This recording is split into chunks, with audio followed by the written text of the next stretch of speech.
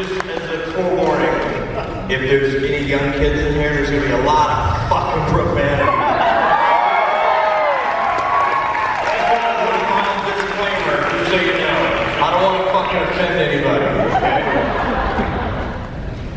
It's okay if you offend people. It's Houston. Most of these people are armed. And also, they know me. They know I don't give a fuck about offending people. I don't know her. In case you're wondering, you may know him best as Sam Gibson from The Young and the Restless. Thank you. Sean Patrick Flannery, everyone.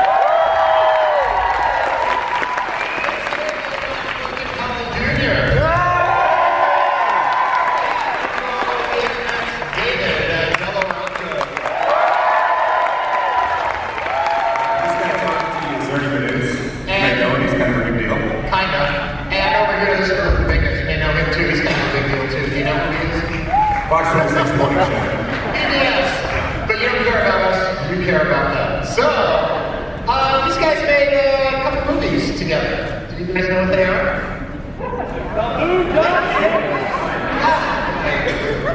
So we're going to take some questions from the audience, have some fun, get to know these folks, but let's start off right away with Sean. Are you surprised people still care about these movies?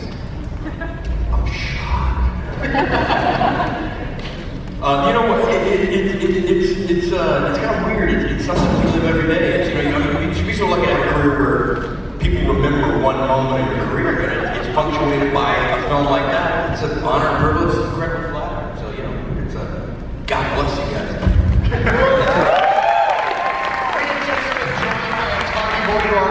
You can introduce yourself. Brian, Hi, I'm Brian. I play Detective Duffy in the Boondock Saints.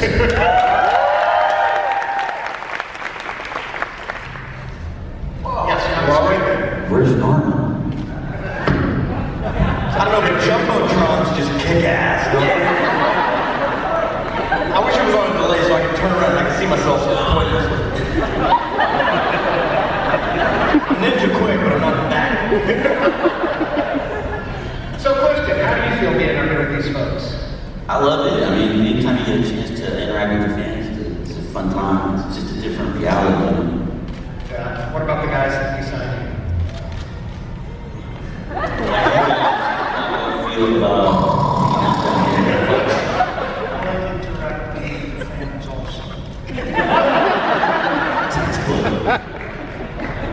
pretty universal. Yeah. So basically, the first time I saw the movie, I just want to throw this out there, is when I saw the list for Houston Comicpalooza to do the panel, I was the first one that said I want to be on the panel, because I love the film. But I actually walked into Blockbuster, which used to be the place where you could rent videos. There was this movie on the rack, and I just thought the cover was cool. I was like, Boondock Saints, I want to see this. So I took it home and I watched it. And then the next day I called everybody I knew that was a nerd that cared about movies and cool stuff. And I said, you gotta see this film. So I'm happy. He was late. By then, everybody who was telling was like, duh. So my question to the panel, we're going on almost 20 years ago. So making Boondock Saints, is this something where it was a script that you guys were like, I want to be in this movie, or at that point as younger actors, you were just like, I just need to get into a movie, make some money?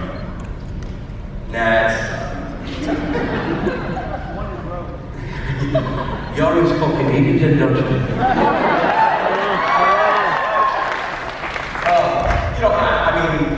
I read the script and I loved it. Me and Lee's campaign did it. They wanted like Marky Patrick Swayze. And it's a true story. They have these lists, like where they're like, okay, we want to cast God, and then we want Jesus Christ. And they go down the list, and then they get to Martyrs, and then they get to, we're like on the Q list.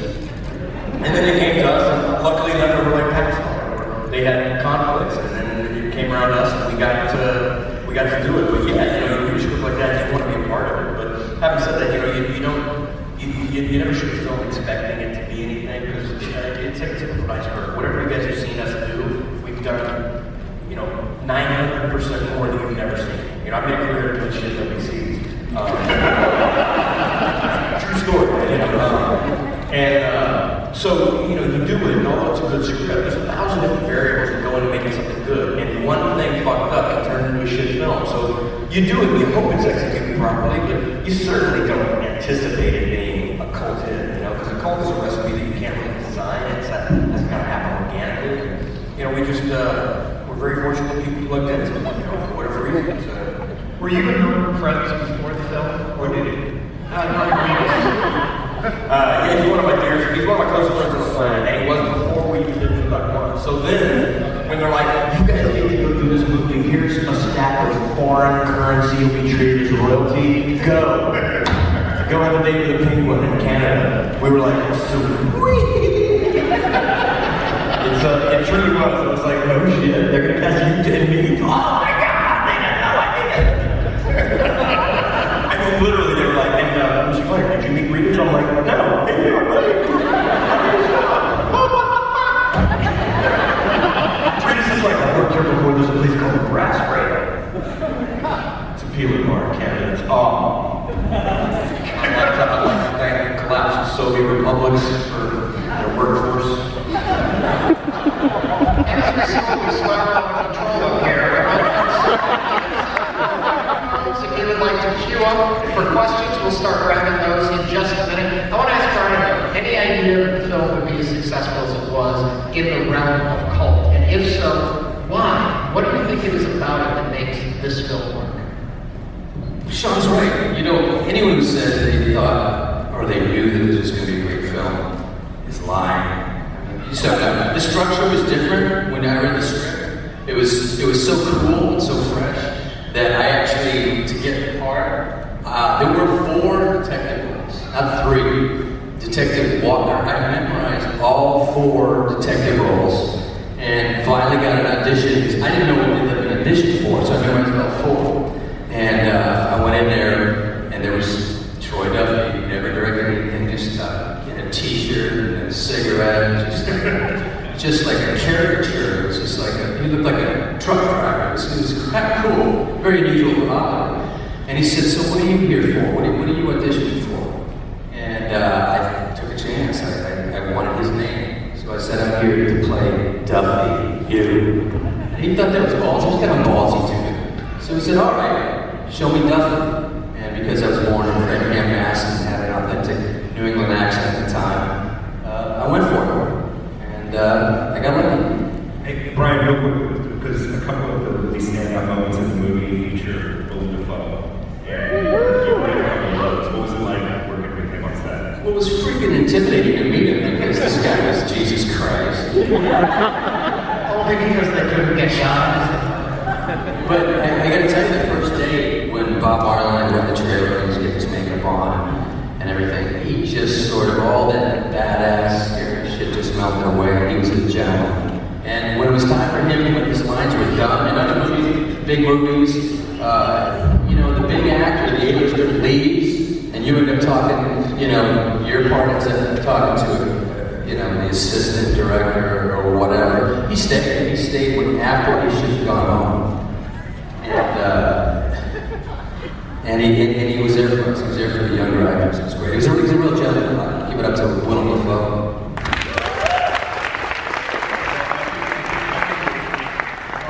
It's part of the scene where we find out that Willem Dafoe is not a good-looking woman.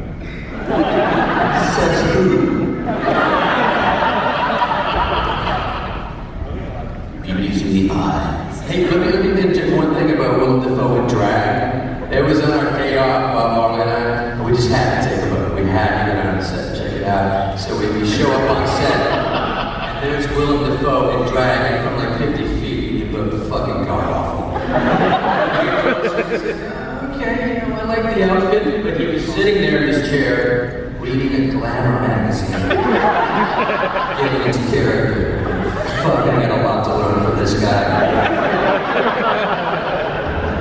You know, everyone always says Willem was a method actor, you know, he only recites lines from the script, you can only call by his character name and all that other crap, he's like really focused and don't get his byline and moonwalk out of the room, no eye contact. It's all bullshit, except for me.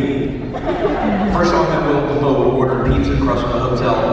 A cute little waitress comes up, I'm like, yeah, I'll have a pizza margarita with no basil and iced tea, and she's like, okay, let's write it down. And Willem looks at me, the only time he ever would like you only use lines from the script with me, and one fucking line with me. I order, I'm looking at her, she's like, okay, anything else? I'm like, okay. Willem goes,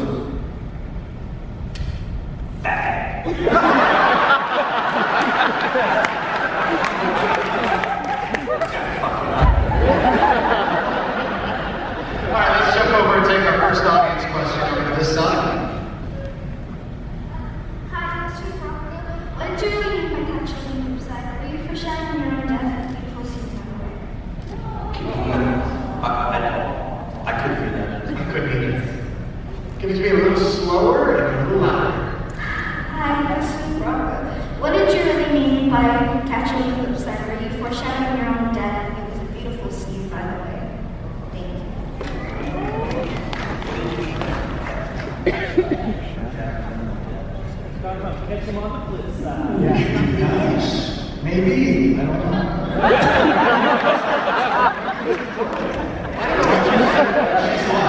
You know what? Let me tell you, that Rock says in Boondock, the meaning behind it was page 23. Good question.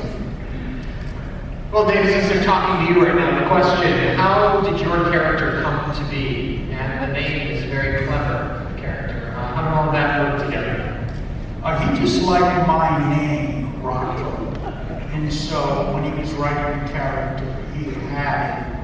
And I happened to have long hair and a beard because I was doing this play where I had to be a 1975 carpenter and construction guy. And so I happened to have this really long hair and beard. So he liked that whole look to go against Norm Sean. And it being clever, that's a high fucking laziness. But his name is fucking Rocco. How clever is that? I got a headache. Let's just fucking go with the one that you got. Yeah, cut deep for that one, Troy. Okay, he wrote the character after Rock, because if you met Rock, he's a pretty stellar individual. We got heaps of fun with this cat. Like the shit that comes out of his mouth. And Troy just kind of documented it. He's like, ooh, another good nugget. Somebody looks like they're waiting for the next question. John. Hi, Sean. Just want to say, super excited about talking to Indiana Jones. Thank you, brother. Thank you. I got to see the overnight documentary back in 2003 on the circuit. What do you guys think about it? Is that how it really went down? What was Troy really like to work with? Rock, Brian, Cliff. I love that movie. I do. I love the doc. There is some politics that happen. I think it's really dangerous making a documentary without telling both sides of the story. And as you can see in that doc, there's a bit of a fallout internally. So I think the filmmakers did themselves a disservice because Troy, to that side that you saw in that particular doc, conversely, there is another side that is just as fun to be around and charming and entertaining and, you know, the guy that you want to hang out with and be with and drink with and have fun, you know? Either that or he's just really a dick. Yeah. Anyone else have anything they want to share? I've got a question for David before we get to our next fan out here. So the scene where he comes home, he comes back to the apartment and he finds out that he was, and he was supposed to die. And he's freaking out, trying to pack everything into, just get everything out of the apartment and get out of there. Was that all just like one take, one time, you just flip it out and go crazy? How did that scene come about?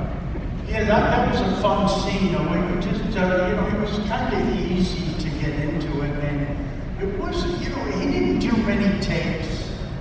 There was not much take two in that movie, the first one, and we just went in with it, and then, yeah. Did I answer your question? The magic happened. Let me embellish on that one, on how many takes there were. There was a scene that I did. It was like, I've been waiting for it for weeks. It was like the hotel scene. It was like one of my biggest scenes, my biggest lines. I was so psyched to finally get to this day. And we do the first take of the scene, and Troy comes running out from back behind the camera. He goes, "One take, Mahoney. All right, moving on."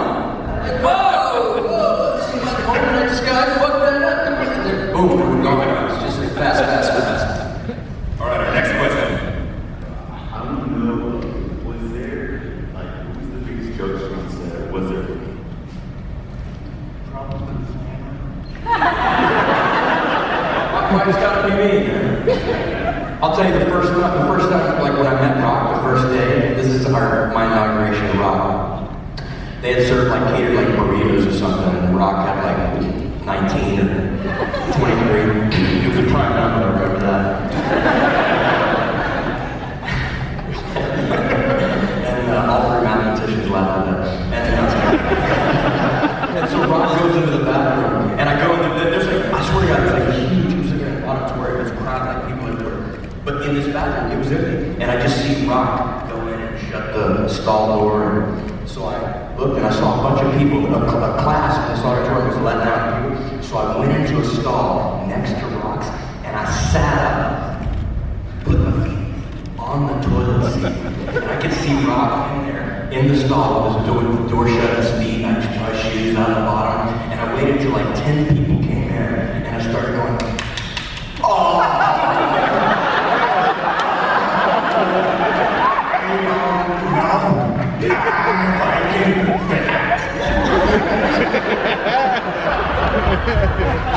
True story. Toronto University, here's some shit. Is he really? Is that really?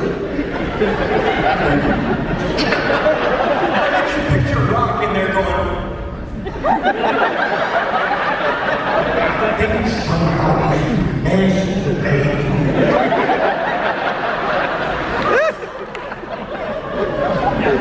But it was probably somebody else that was the biggest prankster, not me. That's minor league shit right there. Who would you think was the bigger prankster? That was a joke. I can't help but fuck with people. And I expect to be fucked with back. I'm an equal opportunity to fuck with them. We have another question. First off, I just want to say that I watched this movie the first time whenever I was in high school, 99 when it came out. Loved it, have loved it ever since. And I just want to say the favorite scene that I had, the funniest one, was whenever we all shot the cat.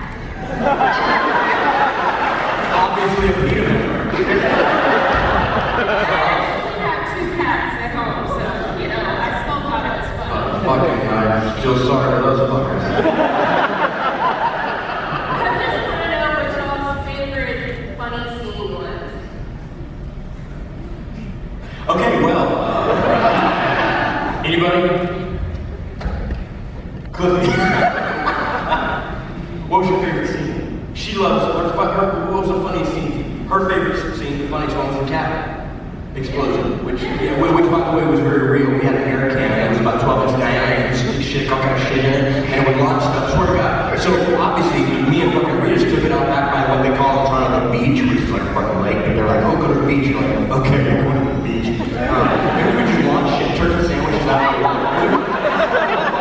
We're like, oh, what's going on? We had a pool ball, we launched that, didn't go very well, but all kind of shit, we just launched it 40 yards out, and it sounded like a fucking 8-gauge shotgun. And then we get on the set, we're loading it with some spaghetti, tomato sauce, ketchup, all kind of crap to make it look just heinous on the wall. And Rock goes, sure. When that goes off, is it loud? I'm like, no.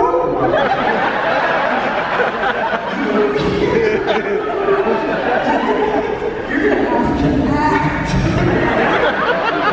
I shit you not. When it went off, like,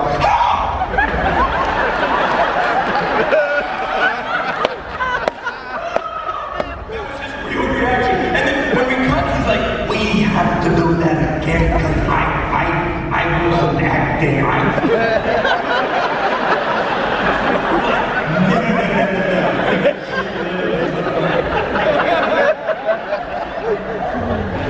One take, it was fucking funny. We just peed ourselves. We were honestly shaking with laughter back in the trailer after that Rock, because Rock was fucking shook. He was fucking shook.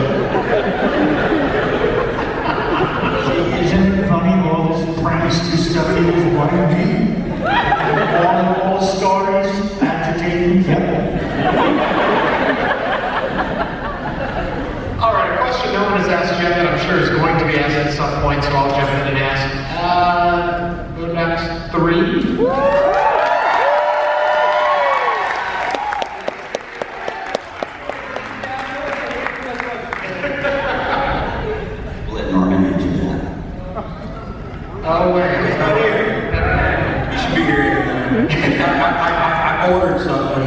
gave him a little text just a minute ago. I ordered something. You should show him. You do get to ask another question. Sean, would you ever be walking in with one read this? Hey, who says I haven't already? Maybe when the series ends, there's gonna be a little Easter egg, and you're gonna be like, there was this one fucking zombie with an unusually large firstborn brother bulge.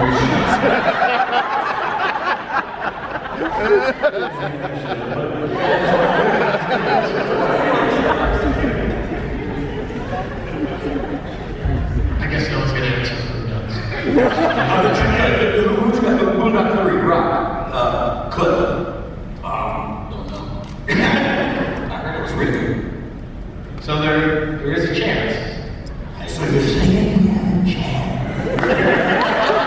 By the true definition of a chance, yes. Okay. We're going back to the young lady in the mic. Hi, since no one's not here, what's one of the most embarrassing stories you have about it? Probably the rap gift I gave him on Boondock 1.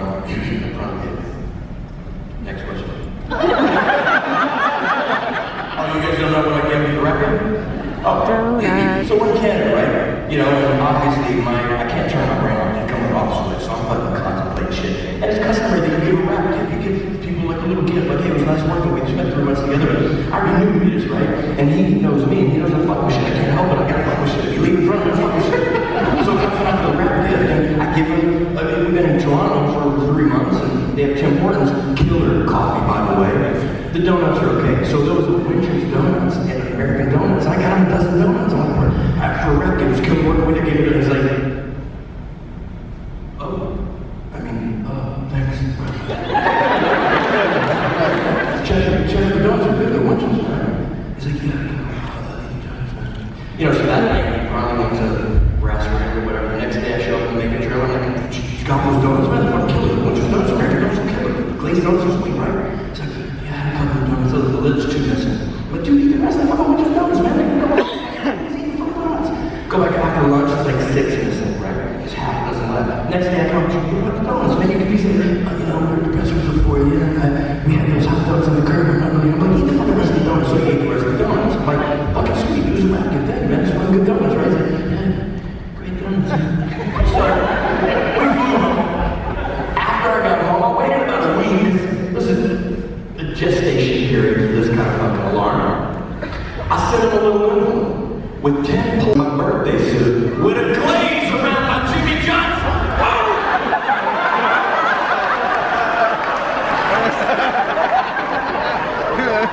And you know what? Never fucking got a phone call about it. You pretend that shit and never. Did you ever get that envelope? What envelope?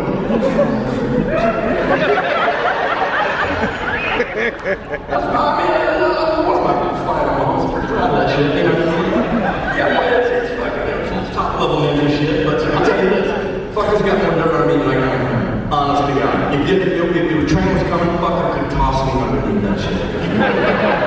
But, you know, he's not the fucking blab that I am. I'm a talking motherfucker. But in all honesty, man, people always say shit like, make fun of them, that's not fair. It's like, you know what, dudes socialize by picking on each other when they don't really mean it. Fucking chicks socialize by complimenting each other when we don't really mean it. That's what we do. That's what they do. They fuck with each other. And he fucks with me too. He just doesn't make headline because he doesn't talk about it. And thank God. Anybody else have a donut story? All right, we'll go back out to the audience then. Next question. So I'm with my boyfriend down in the audience, and he's never seen Boondock Saints. It's his first experience with Boondock Saints. And before I show it to him, I want to know, how the hell did you get the kind of chemistry you did in that movie? Like, it's not the action, it's not the story, it's the chemistry that makes it for me. How did you get that? We did it. Especially with you and Norman, like, the rope thing. It's back. It's like a really fucking rope. You know what I mean? That's something in all honesty, it's some shit that you can't fake. You can't fake it. You know, if you bring somebody, you get along. I think it it translates. I really do believe that there's a certain pathos behind the eyes that you can't fake. You can't throw some artistry at it. It's either there or it's not. And it's true that the outtakes of that fucking film are better than the film because it's two dudes fucking with each other 24/7. In part two, when we're in the coffee beans, if they have those fucking outtakes, man, I mean, it's just what dudes do. You know, he's been a buddy of mine for a long time. I don't know that it would have worked. And I'm not saying, you know, the acting prowess was stellar or anything, but that kind of chemistry is something that you can't fake. You know what I mean? Same thing with Cliffy. I knew Cliffy from before Boondock Saints. You know what I mean? When you assemble people that, it's funny, when you do a movie, it is a recurring process.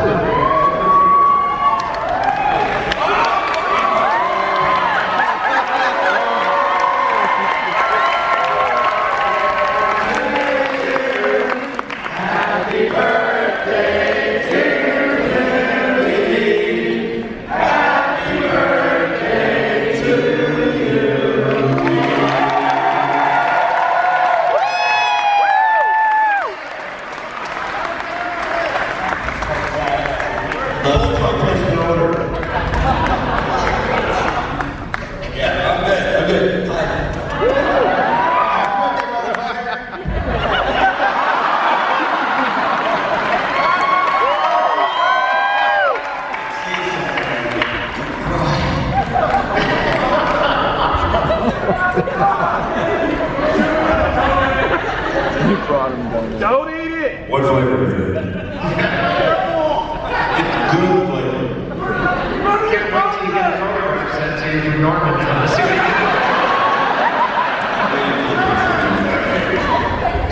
Thank you, that was really sweet. All right, I think we have another question from the audience. It is Cliffy's birthday, by the way.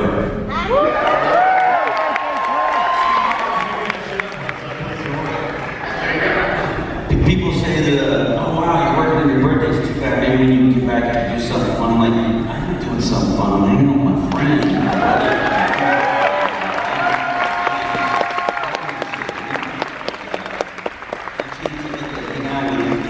Guys, it's always a present.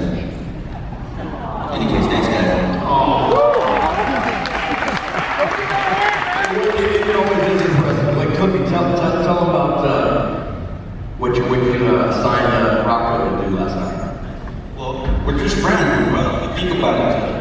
And I was sitting with Rocco at dinner, and there's this cute young waitress.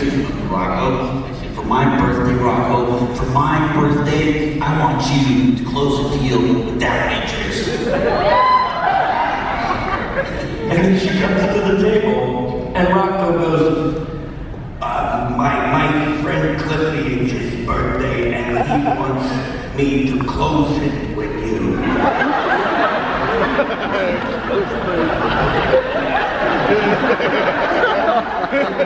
I mean, it is over. It didn't happen last night. But, you know, maybe we can figure something out. Like, maybe she emails me or something. Or you guys go to the restaurant. What was it? The B thing? And I'm not good at signals, because this was our response. Oh my God, really? I mean, is that what Cliffy wanted?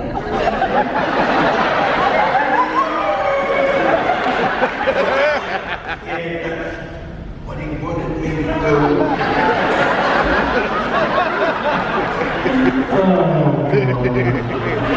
That's a true fucking story, isn't it? I don't give a fuck, man. Missed opportunities. Speaking of missed opportunities, that's what Sean wrote a book, and it's really good. It's called Jane 2. And he missed an opportunity in his life. And that's a big thing in the story. Have many of you read it? Raise your hand. Did you like it? Yeah? It's a really good book. I was impressed. I didn't think it'd be any good, really. It's like, I know Sean for years, I thought it would be shit. Writing is a tough thing to do, but enough about that. Let's do a sign language test. In the book, there was none of this.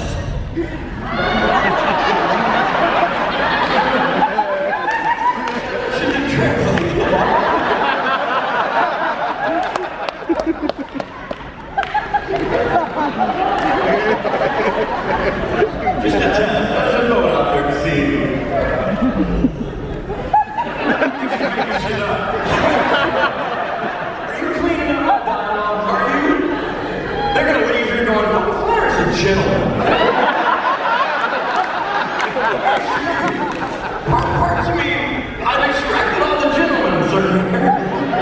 You obviously weren't paying attention to what she was doing when you mentioned When you said masturbate.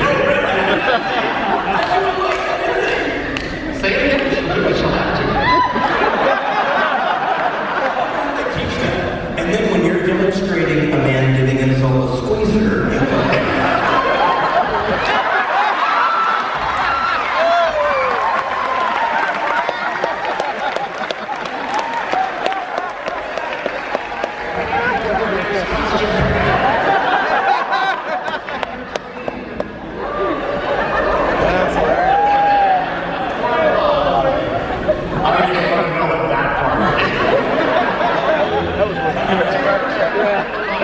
Save us quickly. Focus. One of the best scenes I remember from the first movie is the scene that didn't actually get put into the theatrical release. The scene where the brother's talking to the mom, and she's pretending that she's going to go shoot herself. First, how did you like that scene? And second, why was it in the movie?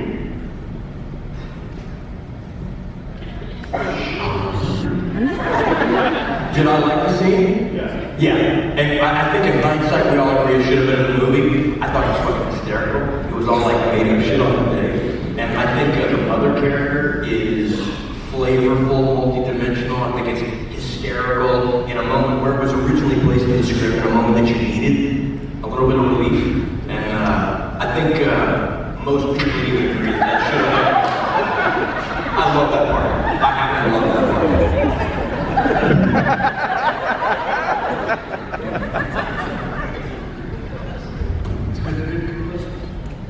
Next question. Already nervous as fuck right now. First off, amazing movie. I have a question about the scene when y'all are in the jail cell sleeping and y'all end up getting away. Like, what is the whole point behind that scene and what was supposed to be going through your y'all's mind when that happened? No idea what you said, brother. I wanted to let you finish because it was so painful. You want to do it again. I make you. This You know, public speaking it's the biggest fear in the world. That fucking crazy. You're probably peeing right now. That's cool. I mean, you know. Everybody gotta pee. You're not helping me, okay? Alright, the scene when y'all are in the jail cell and the water's dripping and all that, y'all are woken up. What is the whole point behind that scene and where's supposed to be going through y'all's minds when that happens? You know what I think? I don't think an artist can discuss his craft any more than a plant can discuss horticulture. See, right now there's some fucking green thumbs out there. They got it all sexual. But in all honesty, I think if you have to explain your art, it's missed the mark. And there's plenty of people out there that think Sympathy for the Devil is about a guy losing his dog, and if it moves him, I certainly don't want to interrupt that and tell him the true meaning. It's to be interpreted individually, and I think it's kind of clear, but I get that question a lot, and I certainly don't want to bastardize their imagery in any way by putting my thoughts on it. But of course, mine, I didn't write it. Troy wrote it, and I frankly don't care what you thought. I know what I think. You know what I mean? How is it?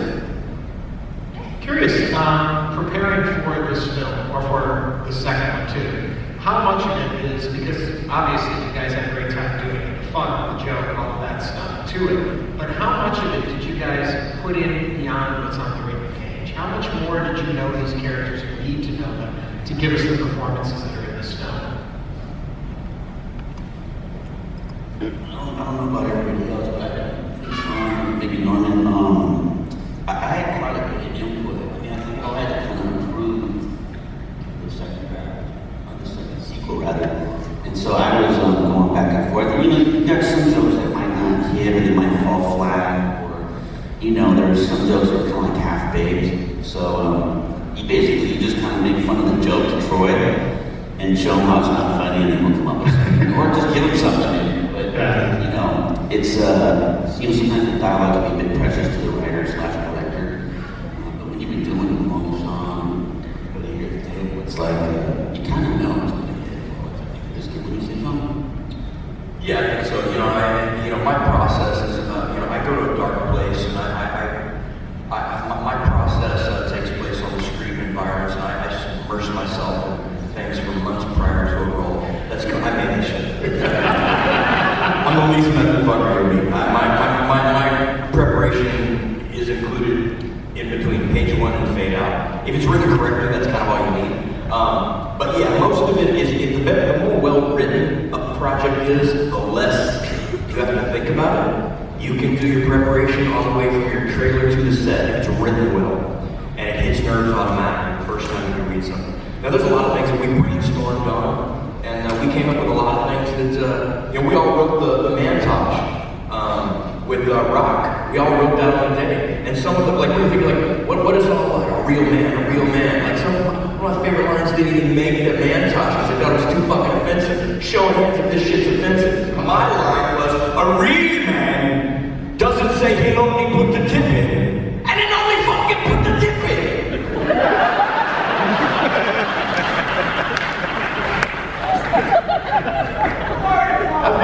Apparently they thought that shit was offensive.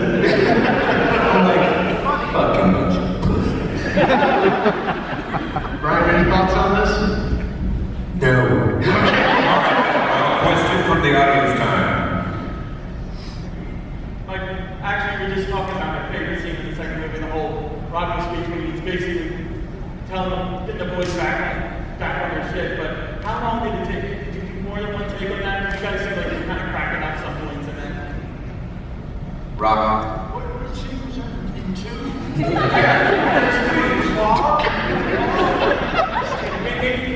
The whole thing. Particularly one of the funniest scenes in my opinion is when you're on the roof. Oh, yeah. Well, you know,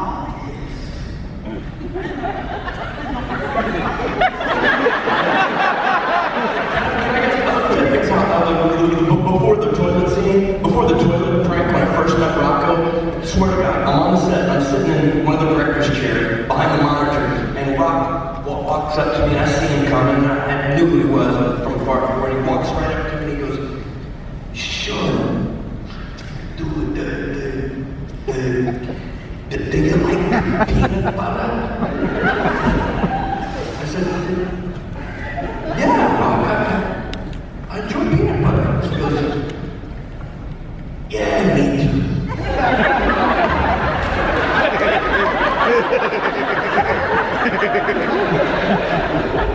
No, she's fucking walking out. And that fucking set the groundwork for our relationship. I fucking love that motherfucker. Everybody loves Rocco. He's got one of the most creative minds. You don't know what he's going to say next. I was riding around the street with him one day, and he looks out at his apartment building and says, Bimani, what do you think lives in an apartment building like that? Do you think it's a dentist? Yeah, I think maybe a dentist, Rob. We all love Rob. What do you guys think a girl dressed like that is going to ask you? How about a piece of cake, please?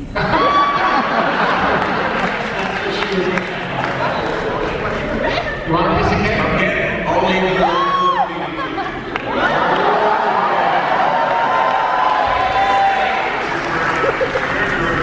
with his finger. Dirty fuckers. We've got donuts too. He's out one on me with the metal detectors out front. Mexican's always got the knife.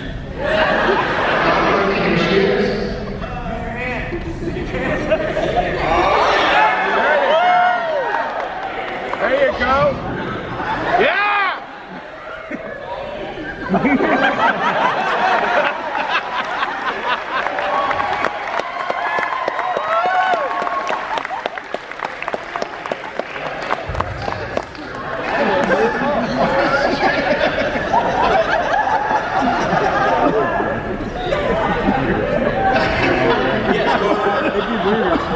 You gotta get closer to the microphone.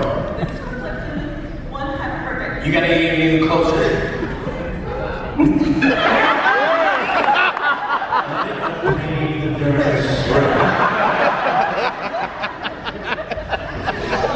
I love Rocco. He's one of my favorite characters. Oh, cool, thanks. Right on. Next.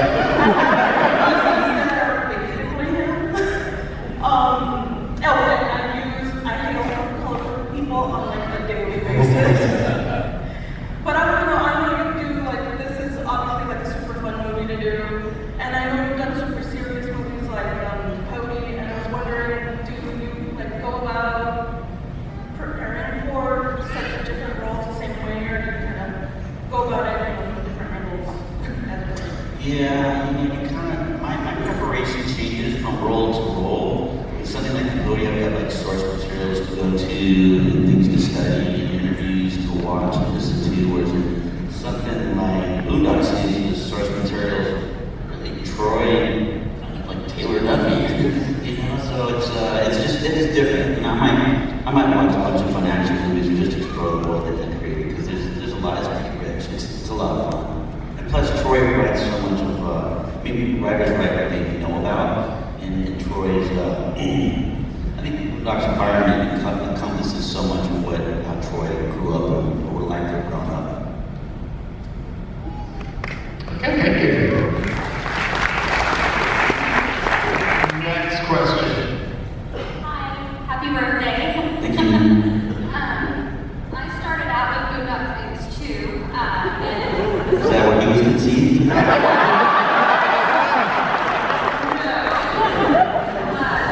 but I got my son hooked on it, and he's a big fan of both 1 and 2, but he likes the second one much more because it's a little bit more lighthearted than the first one. And he told me that he cried when the first one because Rocco died. And he loves Rocco. Why do you think that the second one is a little bit more lighthearted in terms of, Romeo's character? He's more, out there than Rocco is. Like, why is it a little bit more lighthearted in that sense? Is that for me?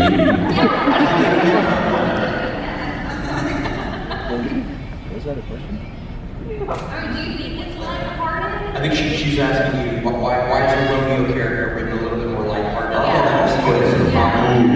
And the overall sense of the movie is a little bit more lighthearted than the first one. The first one was like so serious with the sidekick Rocco being killed, and Romeo's still alive, and he's, and the drama, it's, Troy Duffy's got this whole thing of him, speaking in the courtroom, and it makes a little girl cry, and he continues on pretty much, and then he comes back and sees dreams.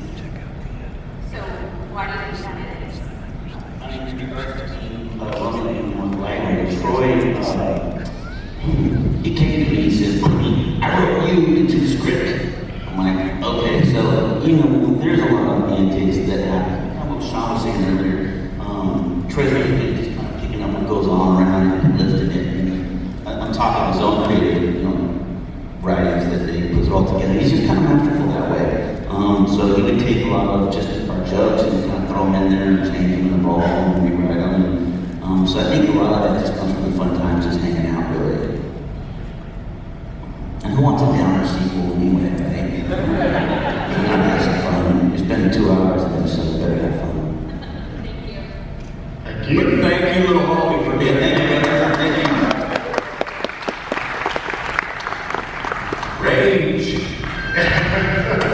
That's her name, bud. Okay, next question. Nice and loud. I know you don't really have to sit in this pocket long because you're so energetic. So you can get closer to the little silver ball. I know you're energetic. You don't want to have to sit in one place because you're always moving around. I loved your tattoos in the movie. How long did you have to sit there to have those applied? Were they every day or were they, you have to sit there a long time? I missed the center part. She loved your tattoos in the movie. She can tell you're rather hyperactive. She wanted to know how long you had to sit there and put those on each day. did they last multiple days? Well, here's the deal. I'm a white Irish dude. I have really dry skin. So it lasted a long time. Rita's had to have this shit put on like every 2 hours. It's like my shit, you couldn't get it off. Like those tattoos. They're like rub-off tattoos. But they would also do it with an illustrator. So they would fill it in with a little paintbrush. So it took probably 3 hours to put them on. But mine, like, honestly, I would shower and things would stay on. I mean, they look more real with a little bit of wear. Mine would stay on 5 days. You know, there's good and bad. I mean, bad is like I got dry skin, I got wrinkles all over, I got fucking dry skin. But if I can read it, the bad side, I can't wear my fucking temporary tattoo, bitch.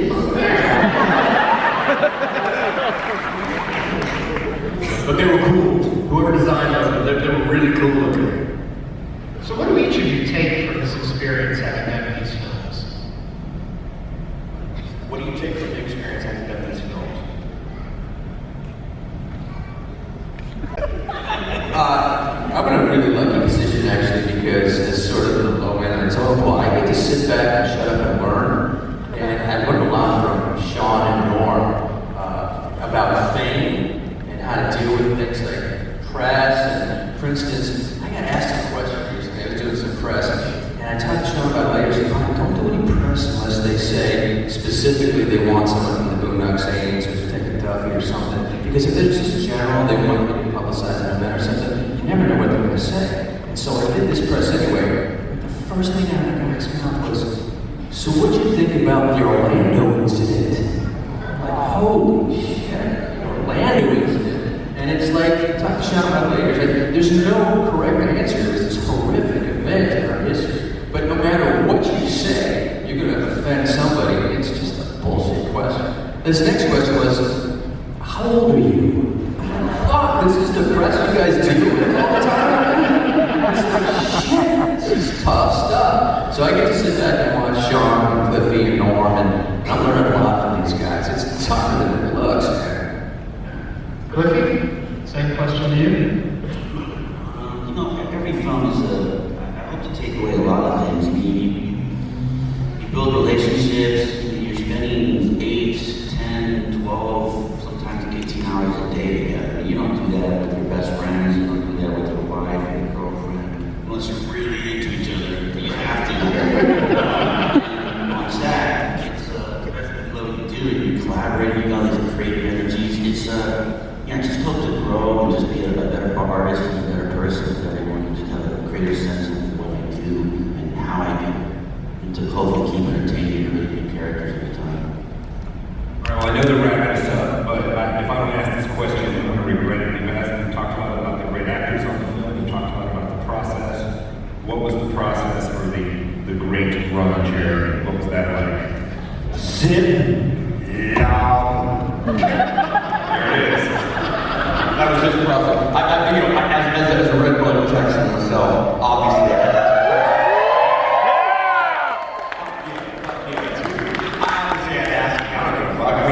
when you meet Ron Jeremy, I'm like, dude, what the fuck did you do? Like, because all dudes, you're dudes, so you're in high school going, the first, like, what does a woman, like, when you can't use that for anything, right? And I'm like, how big it's fucking, like, it's just like unusually, like, frighteningly huge. He's like, no, it's only 2 inches from the floor.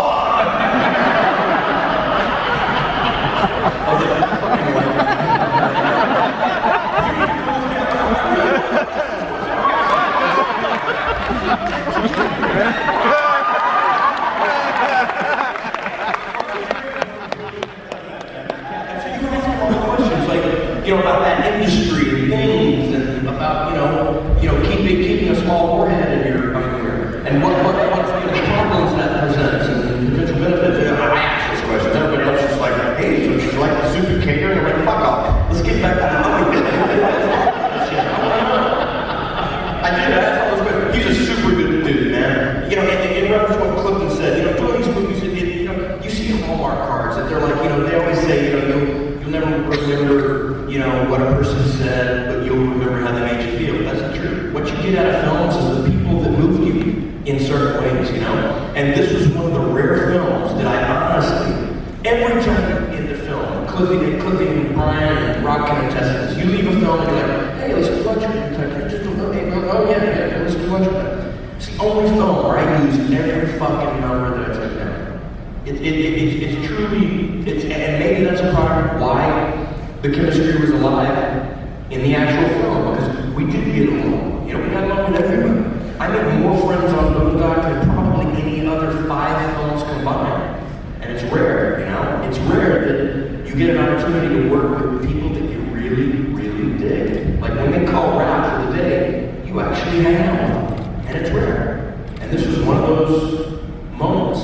So that's what you get out of any job. It's not just the film industry. You know, whatever job you've had in your life, the reason you like it is probably because of the people. You know? It's probably because of the people.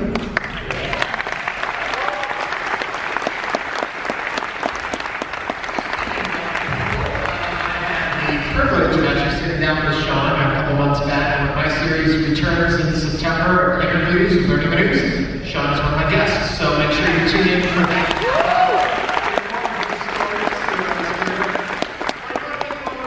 Thank the cast of Boondock Saints.